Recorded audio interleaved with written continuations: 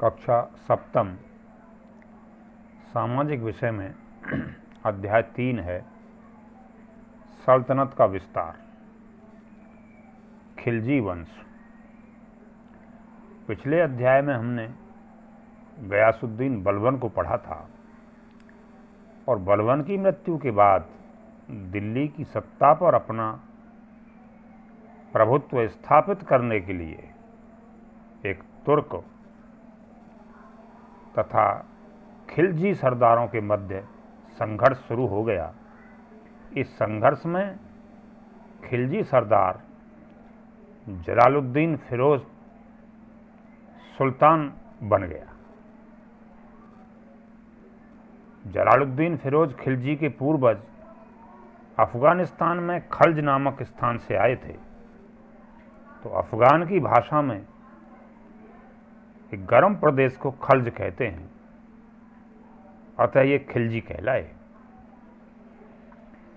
जलालुद्दीन फिरोज खिलजी ने दिल्ली में खिलजी वंश की स्थापना की। वैसे अपने आप में ये एक उदार शासक था। इसने दंड के जो कठोर कानून थे उनमें थोड़ी मानवीयता लाने पर ध्यान दिया और जो विद्रोही तुर्क सरदार होते थे उनको भी संतुष्ट करने की नीति अपनाई। सुल्तान का एक भतीजा अलाउद्दीन था जो अवध का रक्षा मंत्री था। वो देवगिरी पर आक्रमण करने के लिए स्वयं निकला। वहां उसने विजय प्राप्त की और अपार धन वहां से प्राप्त किया। तो अपने भतीजे को देखने के लिए वह वहां गया, लेकिन वहां जाने पर सुल्तान की हत्या कर दी गई और भतीजे ने ही सुल्तान को मार दिया। तो जलालुद्दीन की मृत्यु के बाद इनका भतीजा अलाउद्दीन खिलजी उसने सिंहासन प्राप्त कर लिया। अब अलाउद्दीन खिलजी यानी पहला शासक जो रहा वो जलालुद्दीन फिरोज खिलजी और द्वितीय शासक जो रहा वो था अलाउद्दीन खिलजी। अलाउद्दीन खिलजी 1296 ईस्वी में दिल्ली तख्त पर बैठा। वह बड़ा विजेता था, कुशल शासक था, चतुर राजनीतिज्ञ व्यक्ति था। उसने सुल्तान बनते समय दिल्ली सल्तनत में, दिल्ली राज्य में जो अव्यवस्थाएं थीं, अव्यवस्थाओं को ठीक करने का प्रयास किया। बड़े सुनियोजित तरीके से उसने जो है अपने नियम लागू किए। इन कठोर नियमों और सुनियोजित योजनाओं के बल पर वह विशाल साम्राज्य स्थापित करने में सफल हो गया। प्रशासन में उस समय जो उलेमा होते थे, धर्मगुरु होते थे, उनका दखल रहता था, किंतु अलाउद्दीन खिलजी को ये बात पसंद नहीं थी। उसने शासन संबंधी नियम बनाए और उलेमाओं की बात वो मानने को तैयार नहीं था। सैनिकों के संदर्भ में अपनी विजय का जो श्रेय देता था वह सैनिकों को देता था और उसके पास सेना भी बहुत बड़ी थी, जिसमें 4,75,000 सैनिक थे। सैनिकों की जो नियुक्ति करता था वो उनकी शस्त्र चलाने की योग्यताओं और घुड़सवारी की योग्यता देख करके करता था। सैनिकों के हुलिया का पूरा विवरण रखता था और उन्हें संतुष्ट करने के लिए नगद वेतन की उसने प्रणाली अपनाई और घोड़ों को भी उसने एक पहचान के रूप में दाग लगाने की व्यवस्था शुरू कर दी। अपना राज्य विस्तार करने लगा, साम्राज्य विस्तार करने लगा। इसको पूरा करने के लिए उसने गुजरात, चित्तौड़, उज्जैन चंदेरी के राजपूत राजाओं को जीत करके उनके राज्यों पर भी उसने अधिकार कर लिया।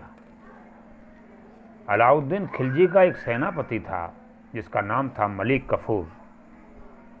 मलिक काफूर ने दक्षिण भारत के देवगिरी, तेलंगाना और होयसल राज्यों पर विजय प्राप्त की और उन्हें सुल्तान की अधीनता स्वीकार करने के लिए विवश कर दिया। अमीरों और सरदारों पर भी उसने नियंत्रण किया। अमीरों और सरदारों का बड़ा विद्रोह था। उस विद्रोह को शांत रखने के लिए उसने कुछ नियम बनाए, उन पर प्रतिबंध लगा दिए। अमीरों की दावतों पर, मदिरापान पर, उनको सभा करने पर नियंत्रण लगाया गया। सुल्तान की बिना पूर्व आज्ञा के कोई सामाजिक समारोह ये लोग नहीं कर सकते थे और गुप्तचर भी इन पर नज़र रखते थे। दूसरे, मंगोलों का बड़ा आक्रमण रहता था। मंगोलों को संतुष्ट करने के लिए उसने क्या किया कि आक्रमण से सुरक्षा के लिए अलाउद्दीन ने बलवन की तरह पुराने किलों की मरम्मत करवाई और नए किलों का निर्माण कराया और इन किलों पर योग्य और कुशल सेना उसने रखी। कृषि नीति, खेती करने की क्या नीति थी? पहला मध्यकालीन शासक था अलाउद्दीन जिसने लगान का सही अनुमान लगाने के लिए भूमि को बिस्वा से नापने की प्रथा शुरू की। खराज, खराज का अर्थ होता है लगान, पैसों में नहीं बल्कि अनाज के रूप में वसूला जाने लगा। बाजार नियंत्रण, बाजार नियंत्रण के संदर्भ में उसने ये किया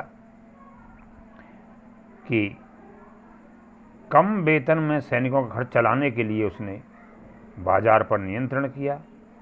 उसने दैनिक आवश्यकताओं की वस्तुओं के मूल्य निश्चित कर दिए और वो निश्चित इसलिए कर दिए कि कम वेतन पाने वाले लोग भी अपना जीवन निर्वाह आसानी से कर सकें। बाजार के भावों और सामानों पर निगरानी रखने के लिए गुप्तचरों की व्यवस्था उसने कर दी। सुल्तान को प्रतिदिन बाजार की पूर्ण सूचना प्राप्त होती थी, किंतु कभी कभी स्वयं जाकर भी वह वस्तुओं के मूल्यों की जांच करता था। आज भी बाजार नियंत्रण प्रणाली अपने यहाँ चलती है। तो उसने सार्वजनिक वितरण प्रणाली की शुरुआत की, ऐसा हम कह सकते हैं। साहित्य और कला के क्षेत्र में उसका प्रसिद्ध विद्वान अमीर खुसरो व वर्णी उसके दरबार में रहते थे। अमीर खुसरो अपनी पहेलियों के लिए, दोहों के लिए और कव्वालियों के लिए बड़ा प्रसिद्ध है।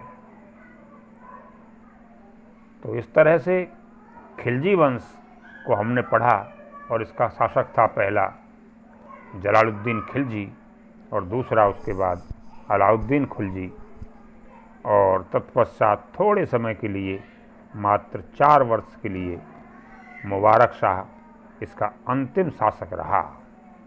आज इस पाठ का एक बार अध्ययन करेंगे।